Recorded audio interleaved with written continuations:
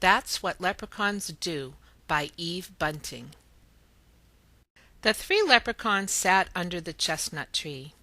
Ari looked up at the cloud-filled sky. "It's coming," he said, "and there's work to be done." Boo and Call put on their red shoes and their caps and strapped their packs to their backs.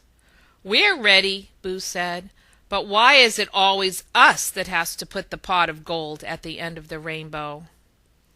"Especially since not a single soul ever finds it," Call added. Ari looked from one of them to the other. "Don't be asking," he said. "It's leprechaun duty, so it is, and fellows, remember, it's coming, so there'll be no time for mischief along the way." They walked in line, the one in front of the other one behind. no mischief along the way," they chanted. But when they got to Ballybunion Farm, they saw Mrs. Ballybunion's cow, Pansy, standing in the field.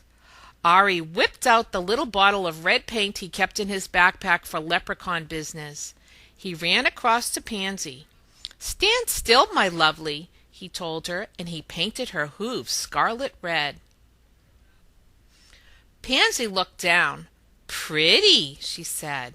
"Imagine Mrs. Ballybunion's face when she comes out to milk you," Ari shouted. He and Boo and Call rolled over and over in the grass, laughing. "She'll think I've been to a dance." Pansy did a couple of small hop steps to demonstrate. The leprechauns clapped and whistled. "We'd be delighted to join you in a waltz or two," Ari exclaimed, "but we're in a desperate hurry." "I thought there was to be no mischief along the way," Boo reminded him.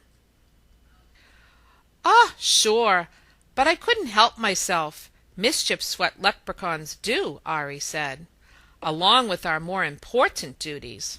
He glanced up at the tatters of clouds in the sky. "And we'd better not delay, for we've delayed enough already." But as they were passing old Jamie Bradley's house, they saw Jamie's gray woolen long johns spread out to dry on his hawthorn hedge. The leprechauns looked at each other and grinned. Quick as a cat pounced, they ran across to the hedge and stood one on top of the other and the other on top of him. Ari reached up and tied the two long john legs together in a tight knot. They almost fell off each other, they laughed so hard.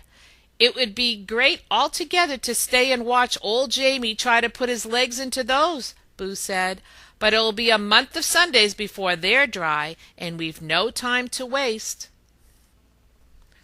They took a few minutes to somersault across Liam McCabe's garden. There was a yellow tennis ball in the middle of the road, and they rolled it along with them as they went. Miss Maud Murphy's hen, Bridie, clucked at them from behind her gate. "Bridie," Ari said, "would you be doing us a favor?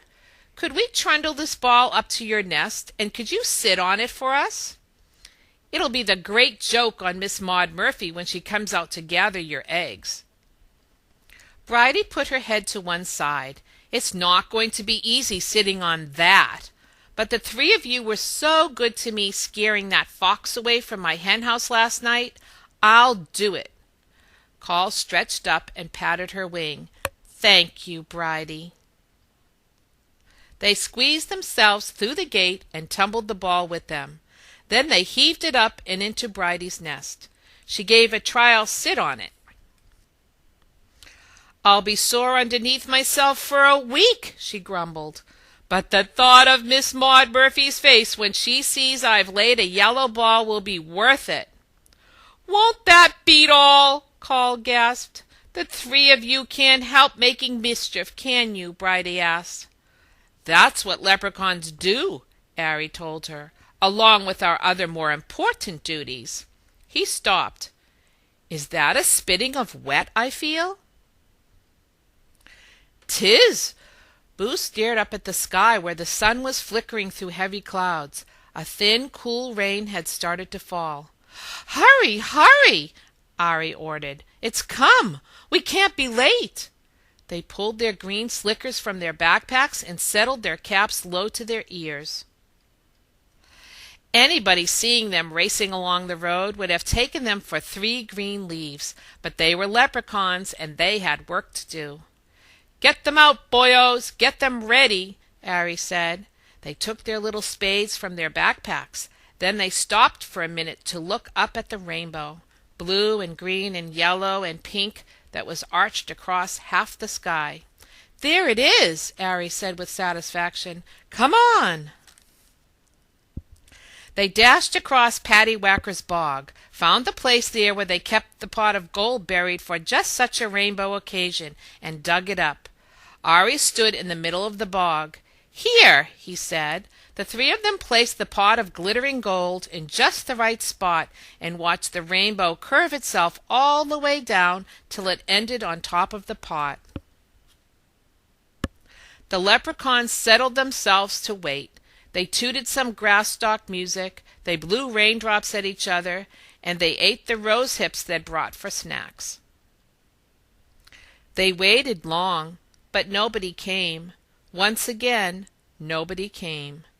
"You think somebody would find it," Call complained. "Somebody will some day," Ari said. "Maybe we should put up a sign," Boo suggested. "Pot of gold this way." "No, no," Ari said. "That's not how it's done. There's a bit of magic to the finding, and a bit of luck, and a bit of imagination, too. That gold's waiting for just the right person." The rain had stopped. The sun went behind a cloud. The rainbow shortened itself and then disappeared. "No use waiting any longer." Cole took off his cap and wrung the wet out of it. "If we hurry, we could be in time to see Miss Maud Murphy discover Bridie's big yellow egg," he said. Boo laughed. "Won't that be the great thing to see?" "All right then," Ari said. "We'll put a rush on this." They buried the pot again in its usual place.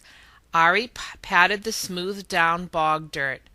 "Don't worry, Pot," he whispered. "We'll be back to get you on the next rainbow day. Now we're off again to see what new mischief we can find, for besides our important duties, that's what leprechauns do."